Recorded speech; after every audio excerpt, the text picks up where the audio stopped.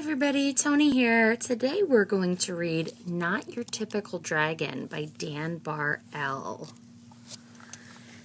Crispin Blaze was born into a proud family of fire-breathing dragons. Every blaze breathes fire, explained his father. I breathe fire, your mother breathes fire. Tomorrow, when you turn 7, you'll breathe fire too.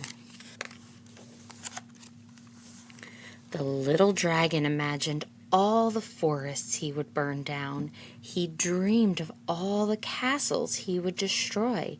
He also considered boiling water to make tea, but he didn't tell his father that. The next day, Crispin sat among family and friends as a big cake was brought to the table. "Who will light the birthday candles?" his mother asked. "I will," declared Crispin. He could feel a tingling inside his tummy, but when he opened his mouth, fire did not come out. Whipped cream came out. "Crispin," shouted his father, "dragons breathe fire." "What will neighbors think?" worried his mother. "I love whipped cream," said his little sister Ashley. The little dragon was whisked off to the doctor the very next day. "Please fix my son," demanded Crispin's father. "What seems to be the problem?" asked the doctor. Crispin opened his mouth and breathed, but fire did not come out. Band-Aids came out. "I see," said the doctor gravely. "Dragons should breathe fire," insisted Crispin's father. "We were low on Band-Aids," mumbled the nurse.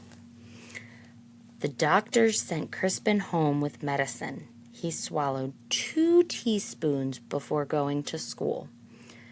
"It will help you become a real dragon," said his father with a wink. After school, Crispin joined his first fire-breathing practice. One by one, little dragons aimed their fiery breath at stacks of logs until they burst into flames. Crispin stepped up confidently. He could feel the medicine bubbling in his belly. But when he opened his mouth, fire did not come out. Marshmallows came out. "Dragons breathe fire," yelled the coach. "Isn't that right, children?" The other dragons didn't answer. They were too busy looking for pointy sticks for marshmallow roasting. "I guess I'm not a real dragon," Crispin thought. He worried that his family would be disappointed, so he ran away from home. The world can be a scary place for a little dragon who can't breathe fire. Crispin found a dark cave. "I'll be a fireless dragon all by myself. I won't bother anyone, and no one will bother me." An hour later, he had a visitor. "I am Sir George," squeaked a thin, shiny knight. Show yourself, dragon." Crispin shuffled out of the cave. The thin, shiny knight held up his thin, shiny sword. Do your worst, dragon." Crispin opened his mouth, but fire did not come out. Soap bubbles came out. "Don't you breathe fire, dragon?" Crispin shook his head. "I can't." Sir George moaned. "But my father insists that I fight a fire-breathing dragon. It even says here in my book that your typical dragon breathes fire." "I'm not your typical dragon," Crispin explained. Sir George sighed. "I can't go home." "Me neither," Crispin nodded. But then he had an idea. "Maybe your book could tell us what to do."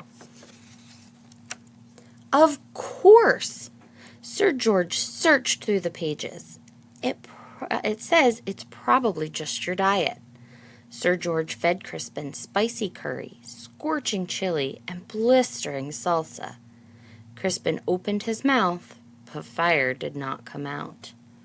Red party streamers came out. "At least they're the right color," said Sir George kindly. Sir George searched through the book again. "Aha!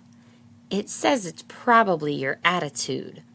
Sir George showed Crispin how to look mean and angry enough to breathe fire. Crispin opened his mouth, but fire did not come out. Soft, cuddly teddy bears came out. Said Sir George. "We may have taken a step backward." "It's no use," Crispin sighed. "I'm just not your typical dragon."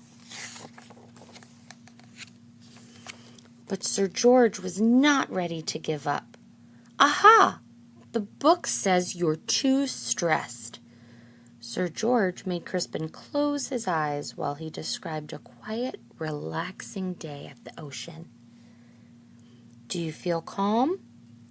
Now imagine 100 shiny knights attacking you." Crispin opened his mouth, but fire did not come out. Beach balls came out. "Well, that's just plain weird."